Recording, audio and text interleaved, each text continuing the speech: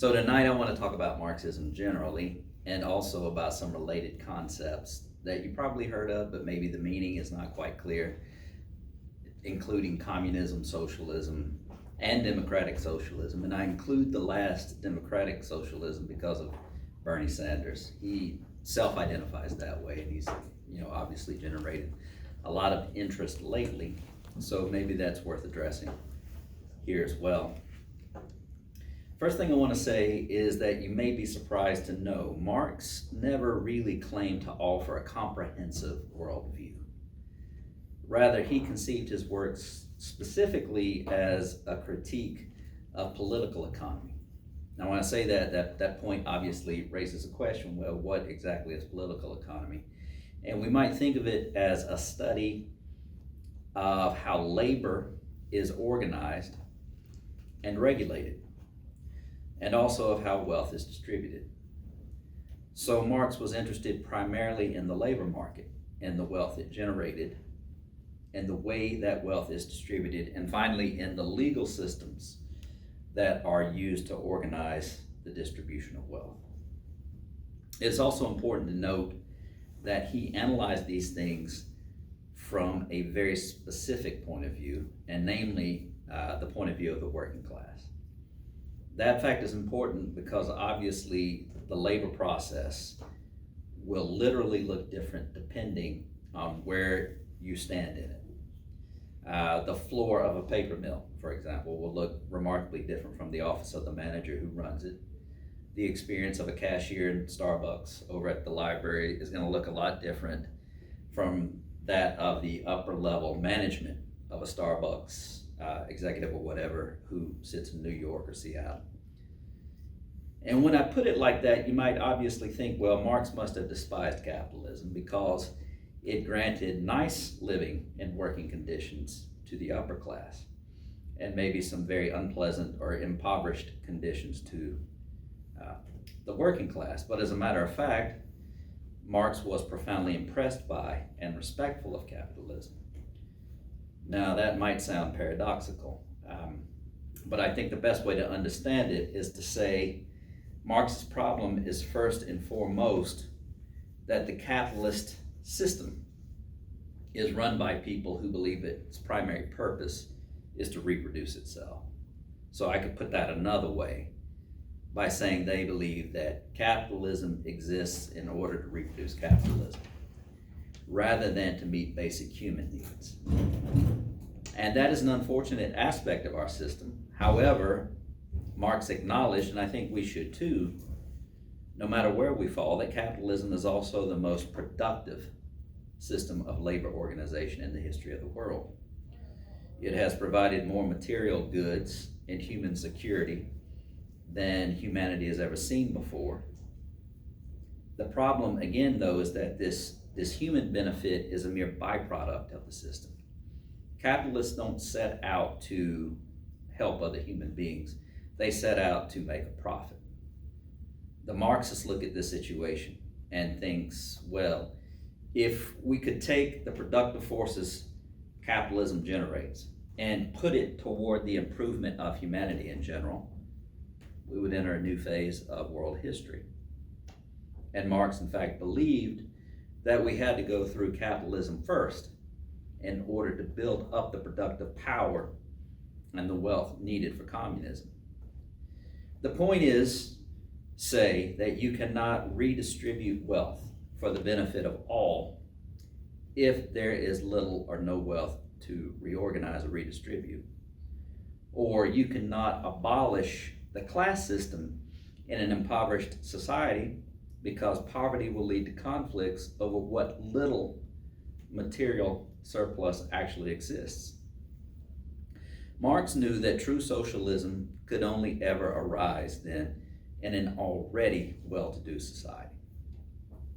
The problem, though, is that in well-to-do societies, those in power might not, most often do not, want to give away any of that power or any of that wealth and comfort that comes along with it.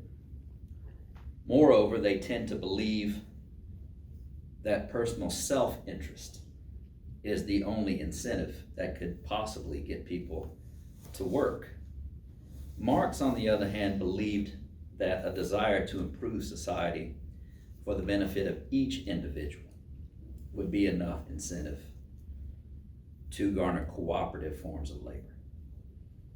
If that could happen, then the artificial forms of scarcity or of poverty that we see all around us, these things would disappear. And I say artificial because poverty is built into the capitalist system as a motivation for labor. And simply then, a Marxist would say, well, we can dispense with that particular form of motivation if we want to.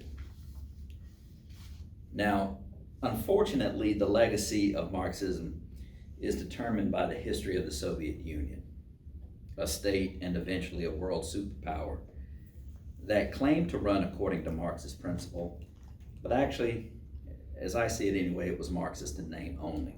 And a little history may be needed here. So before Lenin and the Bolsheviks took power, Russia was still a largely agrarian society. It had not yet experienced any appreciable form of industrial development. Now, Marx might have looked at that situation and said, it would be hard to imagine a working class revolution without first having a working class. Another consideration is that it's hard to imagine how to redistribute wealth if there's little wealth to begin with. Now, Lenin was a smart man. He knew his proposal to stage a Marxist revolution in Russia was premature. But he worried that the opportunity to seize power might never again present itself, at least not in his lifetime. So he gambled. He seized power even though the time was not right, or at least not right from a Marxist point of view. And from the beginning, he was playing catch up, so to speak. I don't believe for 1 minute that he was phony in his ideals. I think he wanted to develop a genuinely communist state, but the conditions ranged against him and the people working with him. These were staggering. Developing the wealth needed to make communism work required industrial development, meaning then that all the value produced by the workforce had to go to development rather than the comfort and security of the workers. Soviet society was thus no different from the most brutal capitalist societies, insofar as its system of labor existed primarily to advance the system of labor itself and not to improve the welfare of its citizens. The belief, I think, was that once they had achieved a sufficient level of productive power and wealth, then they could slow down the rate of advancement and redirect wealth for the comfort of each person living in the system. But, obviously no one knew how long that would take. So by and large, especially during those early stages, there was little interest in following Lenin's program, and things went poorly in the Soviet Union. And now, because we associate the Soviets with Marxist or communist doctrine, this doctrine is scary for a lot of people. One misconception that has emerged from this history is that the goal of Marxism is for everyone to be the same. I think gray is the color that most of us will associate, if we have any association at all, with the Soviet Union. So the misconception is that the goal of Marxism is conformity. Everyone must conform to state mandate and state planning. But as a matter of fact, the goal of Marxism is not that everyone should be the same, but rather that everyone should be uniquely individual, that everyone should have the freedom to follow their own inclinations and talents when it comes to earning a living. The idea is that if the basic human needs are guaranteed, then each of us will have the opportunity to pursue our passions rather than making choices determined by financial need and worry. It truly is the difference then between working to live and living to work. You live to work when and if you love your work. By contrast, if we work in order to live, then we probably do not freely choose our profession. and may instead feel forced into it. And that being the case, there is likely no spiritual or aesthetic satisfaction in whatever it is that we choose to do. And this fact leads us to another misconception about Marxism, namely that it is a cold, colorless theory, that it does not value or prize, say, elegance. But I would say that just the opposite is true. Marx felt compassion for the working classes because, unlike their upper class masters, they had no opportunity of turning their very lives into artworks. And yet living artistically was the goal, at least as Marx conceived it early on. Marx is most aesthetic, so to speak, in his belief that the exercise of human senses, sight, sound, smell, taste, and touch, the exercise of these senses is an absolute end in itself, for its own sake, without any need of utilitarian justification. He believed then that only when the body has been released from desperate need will it be possible to live aesthetically.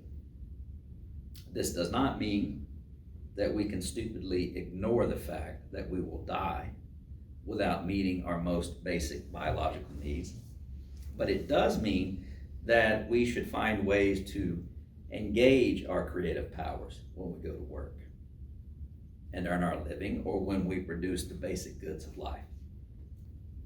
And of course, the same goes for our intellectual and spiritual goods.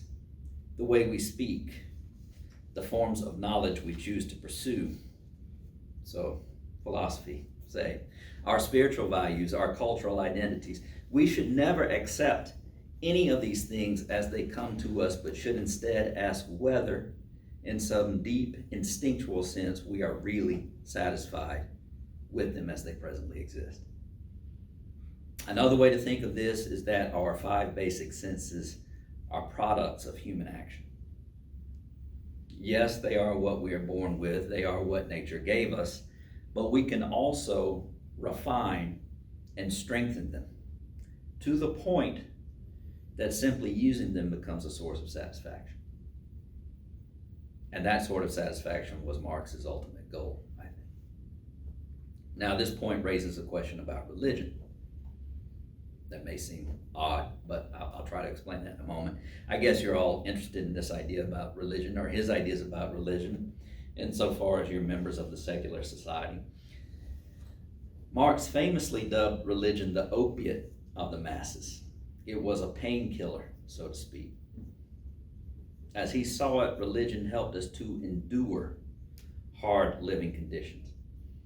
If our present life is unsatisfactory, if we cannot turn our very lives into works of art, we may be more willing to put up with that fact if we have the promise of a better existence in a future life or in an afterlife. So Marx hated religion because it helped people to make do with an unsatisfactory existence.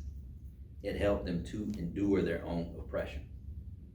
Put another way, religion was for him the heart of a heartless world, and the only way to real happiness was to reject it and the working and living conditions that made it necessary.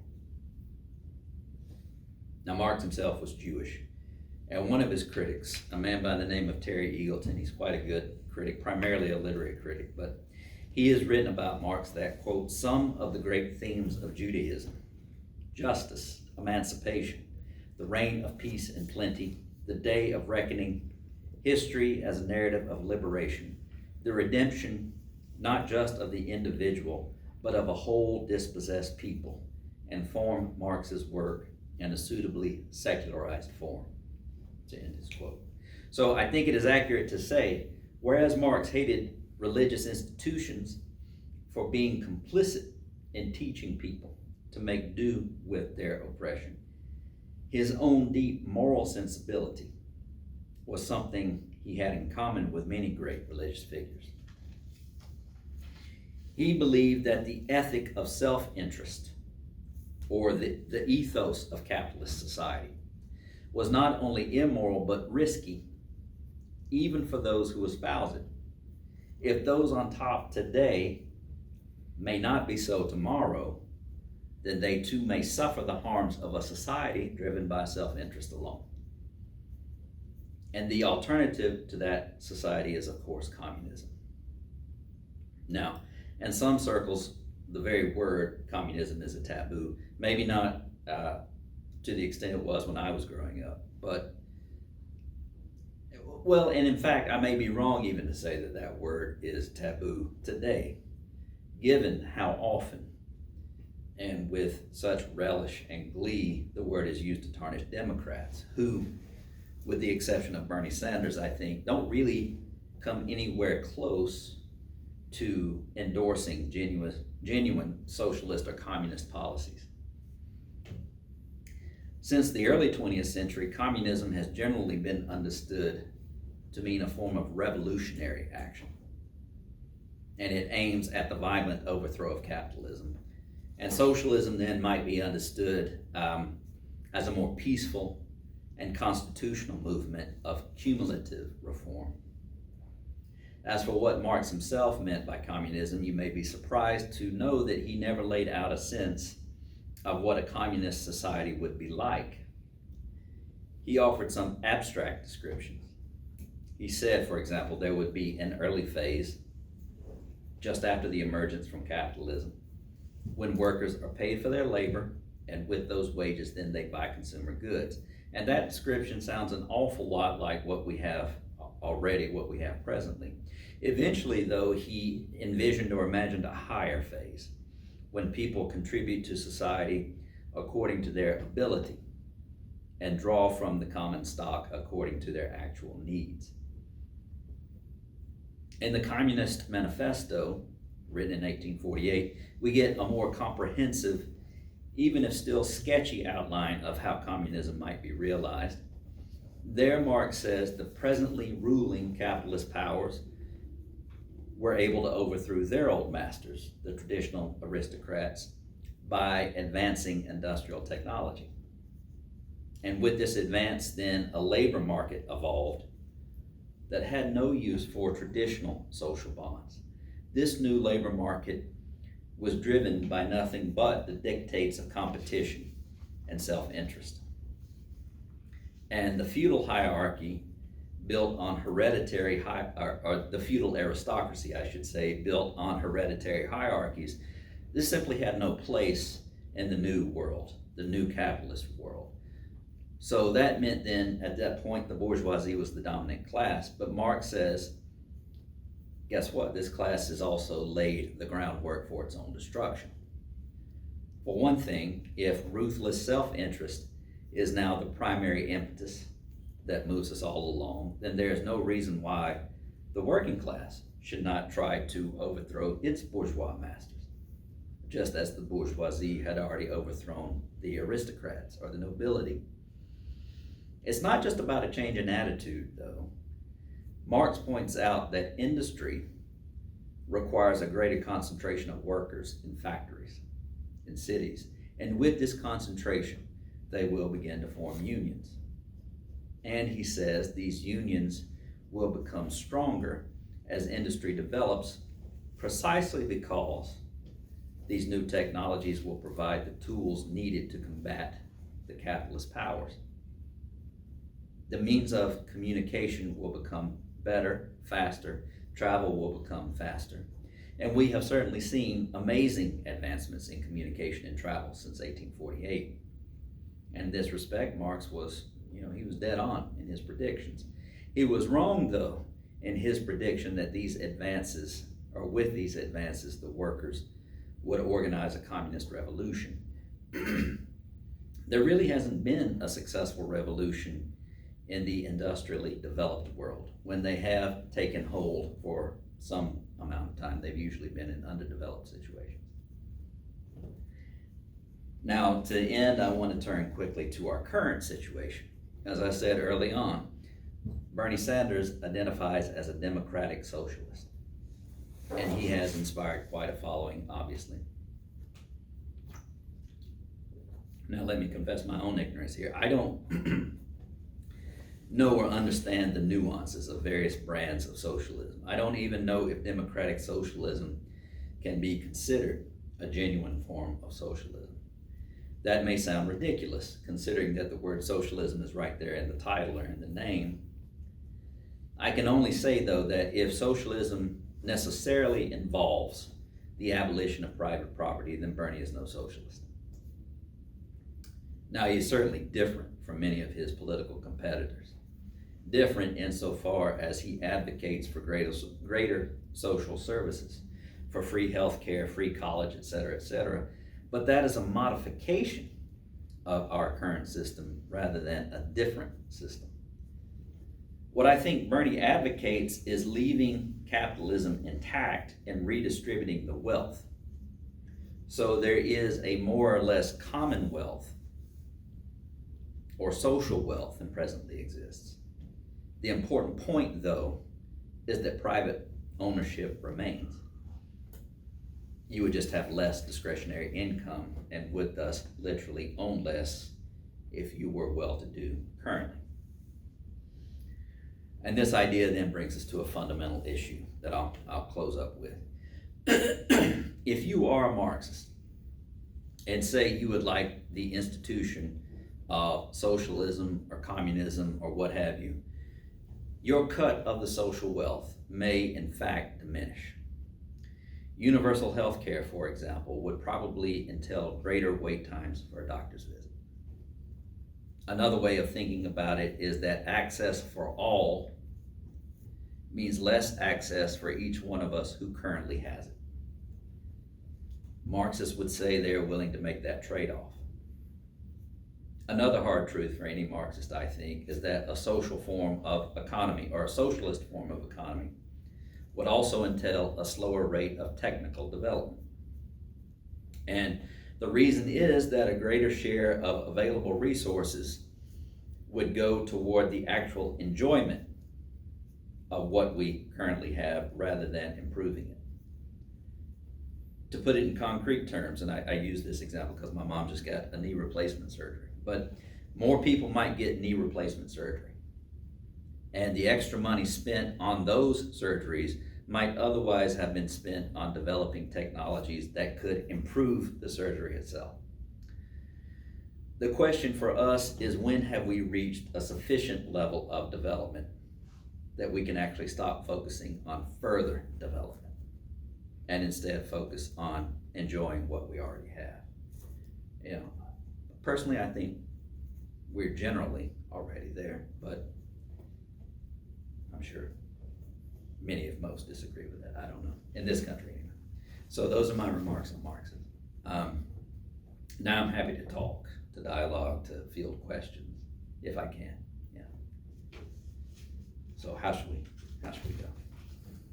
Yes, I guess we can start off with questions. Does anyone have any questions, comments, anything that they would like to ask? I've got a comment. Mm-hmm.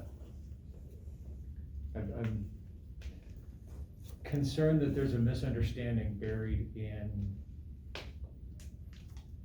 the claim of necessity that universal health care would result in it being worse for some. I don't think that that's necessarily the case, because healthcare is not a proper market good. It could be that universal healthcare makes healthcare better for everybody unequivocally. Right. That's at least logically possible, because it's not a market good. You could say socialist principles applied to bread means the people who have the best bread will not have as good a bread, and you'd be absolutely right. Mm-hmm. But that's because it's a market good. Healthcare is not. Why It's not clear to me that removing. Isn't it currently a market good? People act like it is, but no, it can't be. It cannot be described by the theoretical principles underlying capitalism. No, absolutely not. Really? It's not commodifiable. It's not voluntary. Well, then it's why not are so many replaceable. doctors rich? Because the system is broken. Oh, well, that's, yeah, a different question. A third of expenditures go to private healthcare or private insurance companies, which are completely useless as far as actual material advancements. Yeah. So, not with the principle, but with that example, I think it's at least theoretically possible that universal healthcare can make everybody's healthcare better. So the level of healthcare for even those who have the best healthcare now would still improve. And in fact, if you have an extreme need, you're gonna go to a research hospital where the best care in the world is available right now in the American research hospital system, precisely because it's not treated as if it were market good. If it were, you're saying if it were. No.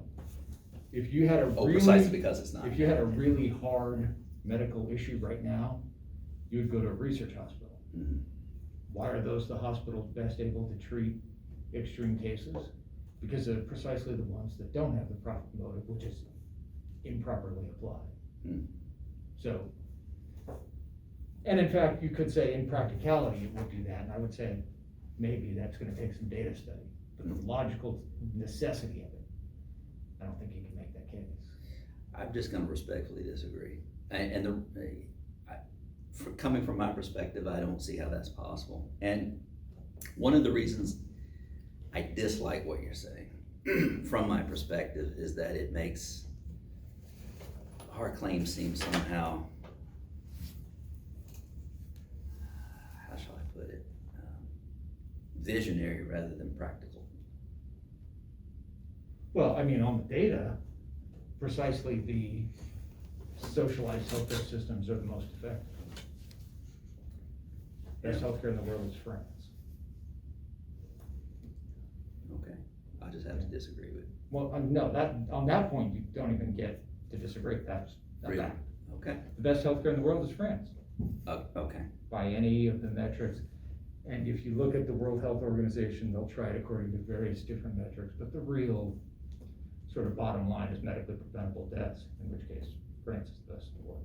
well, then I would say simply that given what you know, you should be in a position to disseminate the facts. And, obviously then we might improve. Well, and I mean, I certainly think there's plenty of room for improvement. And all I'm really contesting is you were saying necessarily, Mhm. not in the case of healthcare. In the case of a market good, you can certainly make that claim a necessity, but I don't think you can in healthcare. It's not a market good. But technically, couldn't you say that the way in the United States it is advertised as a market good, say with co-pays and say with all the things that are instituted beyond healthcare, and the way that even doctors have to kind of jump through hoops? It's not that necessarily in theory that healthcare is a market good, but could you arguably say that in practice, say in systems such as the United States, it is practically used as a market good? Well, it's treated as if it were, yeah. Right. So, and I mean, I have this argument all the time, so we could descend into data, but it was the necessity of that claim that I would dispute. Other, Yeah, somebody else, I've harangued him enough. no, I'm happy. So would pure communism have no capitalism involved, or would it still have some capitalist aspects? Well, see, about this, Marx is never clear. Mm-hmm. Lenin, when he first took over, eliminated the market completely, and things started going pretty bad. And so he instituted the NEP, the New Economic Program, which brought back, how shall I put it, like state-supervised capitalism. Mm-hmm. And a lot of people felt that he had betrayed his cause in doing so. Marx himself never really said. And my guess is, the answer is no, there would not be capitalist market mechanisms at work, but I don't know. Mm-hmm. It was just left too much to interpretation to make a sound call on it. It's not that it was left to interpretation, I just don't think he ever addressed the fact. He was very vague. Really. So his primary project was to criticize existing capitalism. Okay. But he was very vague about what a communist society would actually look like. Yeah. Gotcha. Yeah.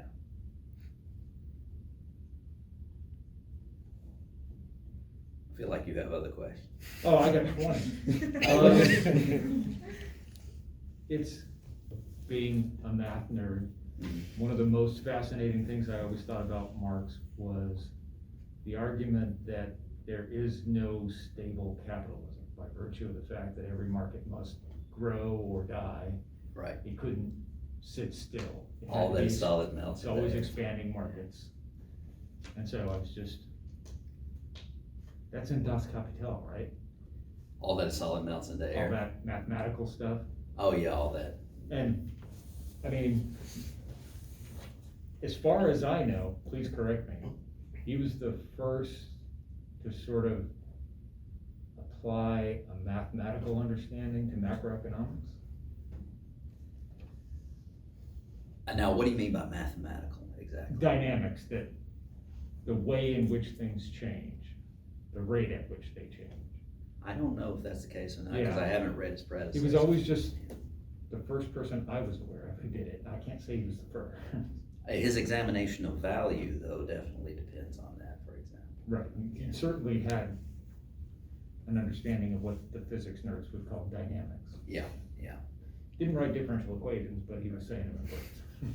And he believed that the great antagonisms are what could have spelled the death knell of capitalism, which is to say that you come through these various economic slumps that lead to overproduction, that lead to the destruction of surplus, but that capitalism will always rebound, or always has rebounded.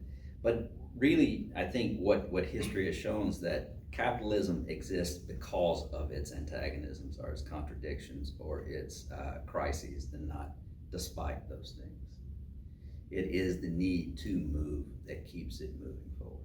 It is the need to adjust, to adapt.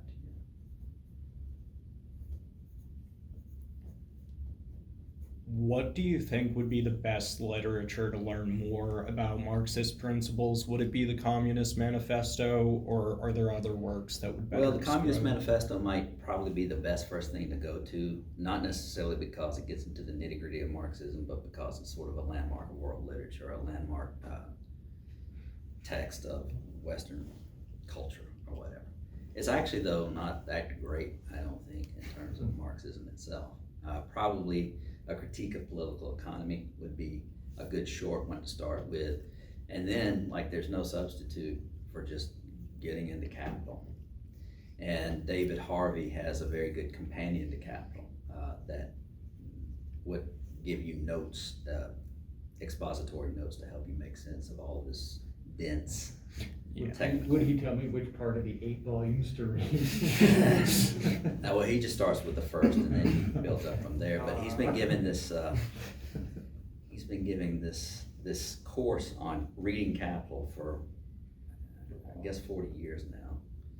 So he's got some good insights about how to teach it, about how to explicate it, and that book is readily available on Amazon or anywhere. He's long in the tooth, but he's still going strong. Yeah. Other questions? You say you have 20. That's 2.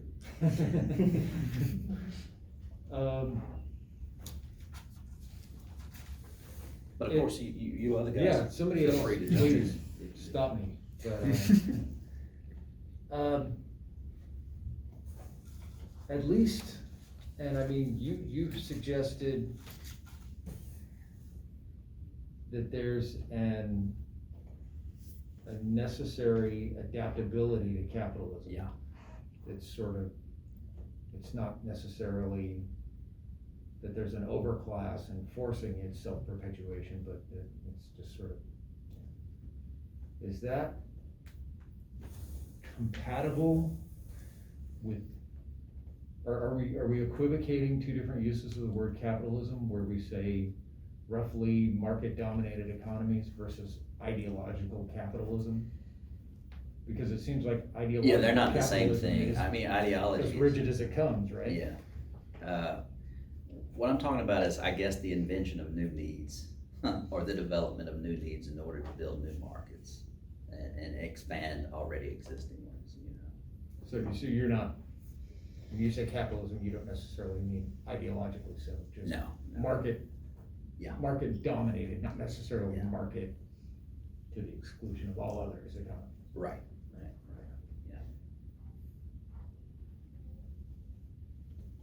False needs, he might call them. I think he does call them that, in the economic and philosophic manuscripts. That's another book to go to. That's his early work. That was a different Marx before the turn, so to speak, where he was and really engaged in aesthetic issues. This is where his ideas about aesthetics or living artistically or whatever are as the goal, the ultimate goal of life, where he talks about these things. And then he never really talks about them anymore. Which is understandable. I mean, it's a different set of questions, I think. But it makes you think that's what he always had in mind. The whole point of critiquing this system and deconstructing or dismantling it was because the system had no room for those kinds of aesthetic values, or values that are ends in themselves as opposed to means to something else. And what book was that? That's called A Critique of Political Economy. And that one is not that too long, and it's not an arduous read, so could probably handle that one pretty easily.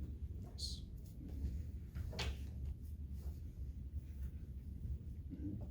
I know within the American system, as much as it's often demonized, America is not a pure, like, capitalistic, basically system of economy. There are elements of socialism in it. I think a great example of that is Social Security. Yeah. Keeping this in the context, would it be possible to actually have a pure socialist society? I don't know. I mean, I don't have any reason to say this other than a gut reaction to say I doubt it. Just like you can never have the market works because the market is propped up or sustained by forces outside the market, by government, for example. So I doubt it. I know the conversation is Marx, but what do you know about Frederick Engels? Because I know he's listed on a lot of copies of Communist manifestos, including the one I have. Well, they wrote it together, I think. Oh, they did? Yeah. Okay. Yeah. And they worked on Capital together. And actually, I think Marx only ever published the first volume of Capital in his lifetime. The subsequent editions of volumes were a result of Engels editing Marx's work and doing his best to figure out what he imagined Marx's intentions were and bringing these things out. Engels, though, was more instrumental in bringing Marx's ideas to socialist circles, by which I mean socialist political circles. I don't think Marx was very interested. Well, he just wasn't interested to the degree that Engels was. He famously said, "I'm no Marxist," Karl Marx.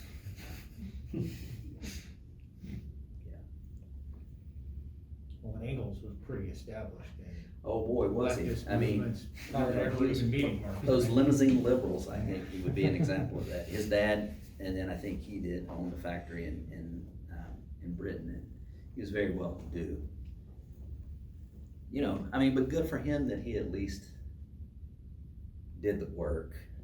But it's easy to criticize the system. Well, if you had to rally a bunch of liberals in mid-1800s Europe, you probably didn't want to put Karl Marx in front of them. No, I don't think so. Not a very A little bit of a hermit. Didn't cut that charismatic appearance or elegant appearance. I think he had boils, and he said that he was glad that he had boils because that was a working man's affliction. That's funny. Other questions here? You mentioned that Engels was a rich guy. Was Marx a rich guy? No, he was desperately impoverished. Okay. But he didn't really work. He spent his time in the British Library doing the research he needed to do to make Capital.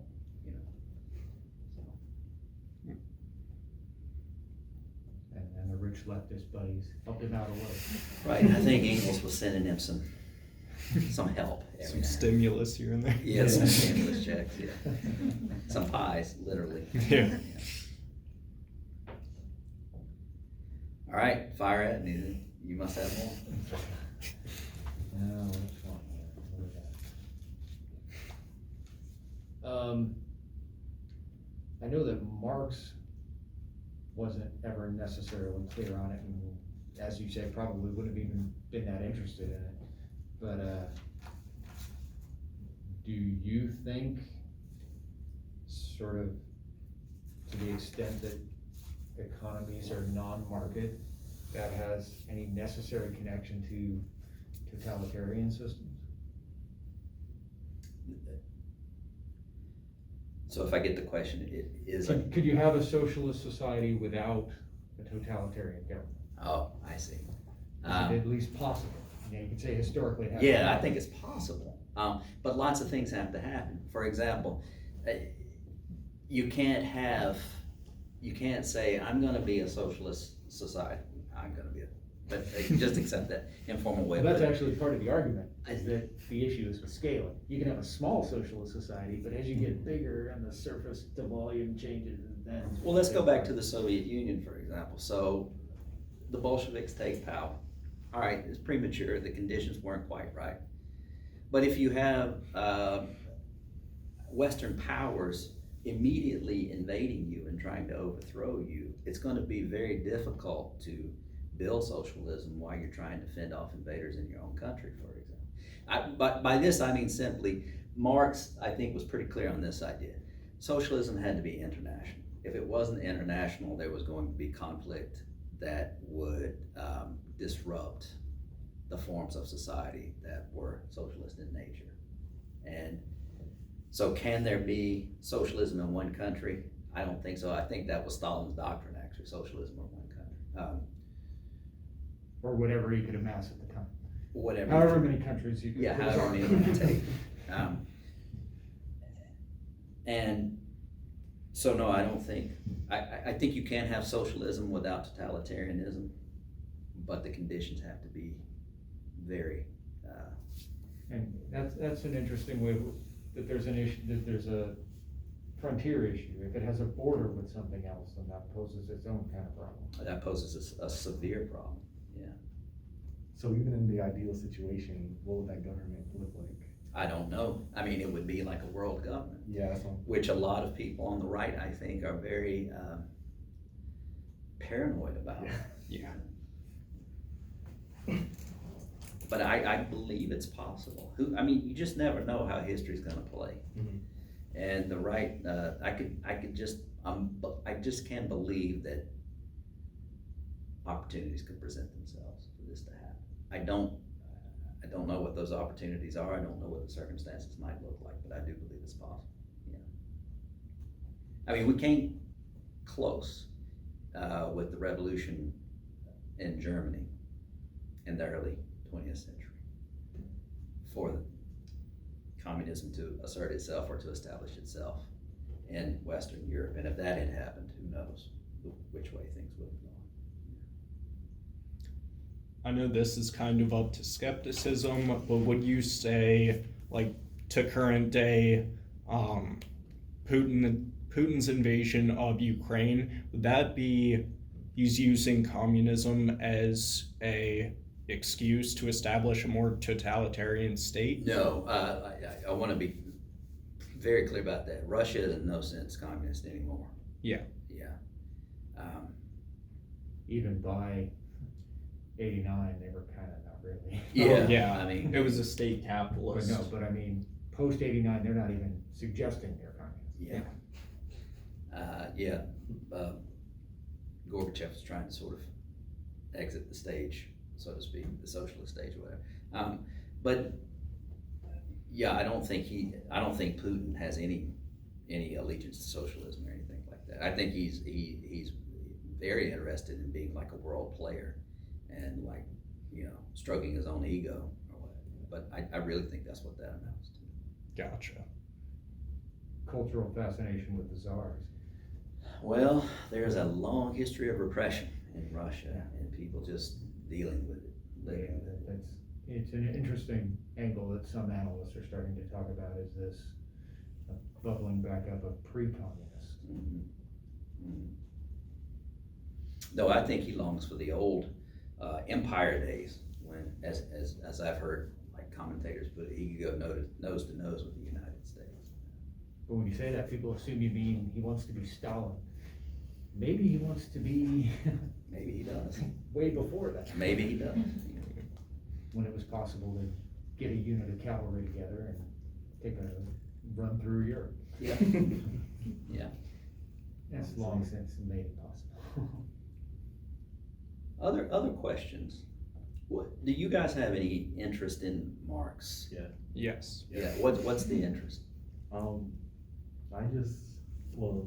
I honestly don't know too much about it. I bought the Communist Manifesto not too long ago. I haven't had as much of a chance to read it. Yeah. But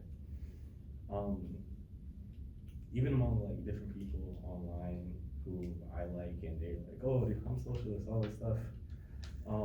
I still do appreciate capitalism in many ways, but I have the similar view as him. I don't think it's the final thing. No. Like there has to be something more than this. Well, you have to believe there's something better than this. Right. That this can be a means to something better. Yeah, I feel like it's an important stepping stone. That's why, like in the history of like America, I think it's great for us, but I want to move on to something different, something better. Yeah. And so I'm very interested in learning a lot more. Do you think you might imagine any kind of connection between your interest there and philosophy as a absolutely. pursuit? Yeah. Because different things, well, like his aesthetic values and his goal of art and things like that, I think we're at a place in history and we're just keep moving there to have like such a well-off society, and the goal isn't really the work, is to do something with that, the things we have. Yeah. I love like progressing. I'm super invested in science and technology, but at what point are we gonna let people enjoy the things we have? Yeah. That type of thing. And you know, there's a long tradition of cultural Marxism, Right. and philosophical Marxists. I'm thinking like Herbert Marcuse is one of my heroes. So this is what we call the Frankfurt School. You may know that. I have heard of that. Yeah. Walter Benjamin, Theodore Adorno. So you may maybe check them out. They're rigorous philosophical thinkers. Yeah. How about you? What's your? I'm raised in a very right-leaning, closed-minded house and area in general, being in the South. Yeah. And so I kind of like started as rebellion, anarchist, and then I was like, this is kind of out there. Let's move a little bit. And as time goes on, I'm moving from anarchy to like just leftist.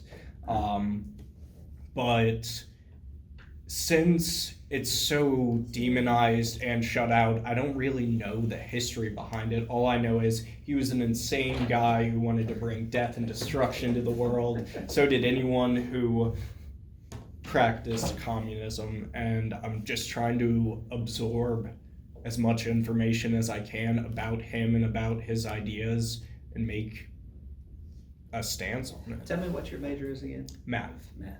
Okay. Interesting. Do we have any humanities majors in here? With a strong science. Well, our film graphic designer, she's one. Oh, yeah. That's right. Well, I don't know. I'm very interested to hear like where you guys are coming from, because I'm just wondering, what value there might be in trying to imagine or think of a course on Marxism. I don't even know what the specific focus might be, but just something offered and to expose the thought. It would probably be a lightning rod.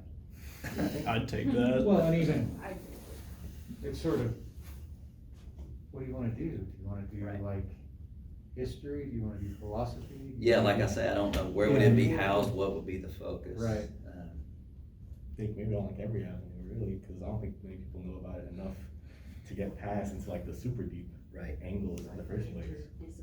Right, there is an idea, interdisciplinary studies. Because even from like a scientific standpoint, I know like you wouldn't have as many like people like the government funding different research projects, but if people chose the research that they'd be interested in and had incentives to do that themselves, and there's much more freedom of information there too. Yeah, sure. At least hypothetically, I don't know enough about it to, I think, make a strong claim to that. But well, on an undergraduate level, I'm thinking, I don't know what the the situation. I mean, I have taught Marxism and psychoanalysis before, so Oh, over in the English department, and psychoanalysis? yeah, so I call it psycho-Marxism. And it's basically Freud and Marx mashed up. And I try to see the points of intersection here and then use those points of intersection to read literature, specifically 20th century literature. And I teach that course because our undergraduates and our graduates have to have at least one theory course, literary theory course, and that's the course I teach when I do it. But I would be even interested in a more expansive course where they're, coming from other disciplinary perspectives or whatever that would appeal to a greater range of students. I don't know. Maybe we'll think of something. I wanna help with the math, but you're not Yeah. gonna get the undergraduates to sit through. Could you imagine, like, bringing math to bear on this? Oh, Yeah, and in fact, I couldn't ever read Marx without yeah. I'm making differential equations. So you'd Okay, get he's to the- arguing about instability, and to me, that means, okay, there's a local maximum. Okay, that's very interesting. Okay. And what is your interest in Marxism? Well, I came at it, first in doing philosophy, Okay. but by American political standards, yes, I would definitely regard myself as very far to the left. Yeah.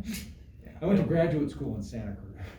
Oh, well, I went to Where we Berkeley, complained so- about how conservative the people in San Francisco were. Right. Jeez. Yeah, I went to the People's Republic of Berkeley, so Yeah, that's just down the road. just down the road. You guys were a little better behaved than us. Yeah. I don't know, they were protesting about something all the time. But, you guys went to class and stuff. Yeah. We did have to go to class. All right, any other questions I could, do you have more questions you wanna No. hash out or? No? I mean, it may be, to come back to that first question, that maybe I'm trying to show too much respect for the opposite side in order to have my own. In order to avoid bias, and Yeah. that's certainly Yeah. legitimate. You just sort of got the philosopher hairs on the back of my neck standing up when you said it means it must. Right. Well, no, it doesn't mean it must. Right.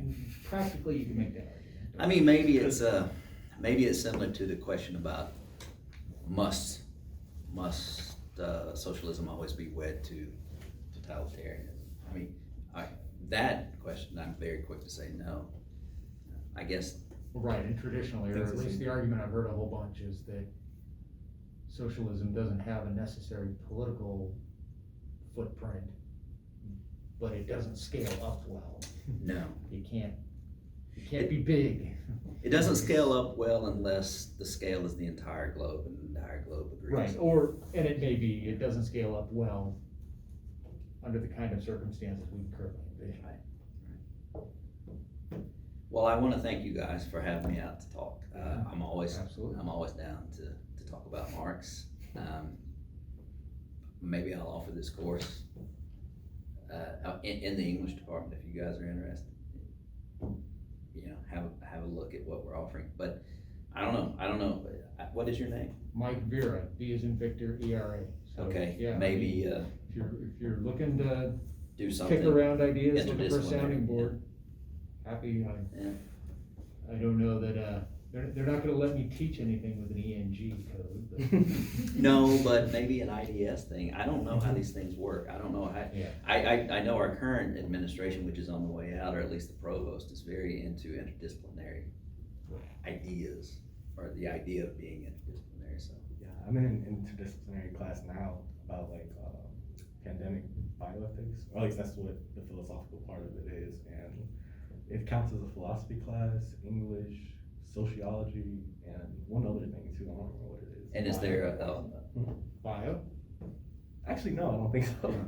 I don't know what it is. is there a multidisciplinary approach here? Yeah, there is. Like, we have 4 different professors talking Oh, wow. about it. It's really interesting. Some team teaching stuff. Yeah. And it's interesting on the flip side, one of the courses I took was literature of fascism. So- Well, there's plenty of that to go around. Oh, yeah. Yeah. All right, guys, thanks. Thank you. Hey, thank you.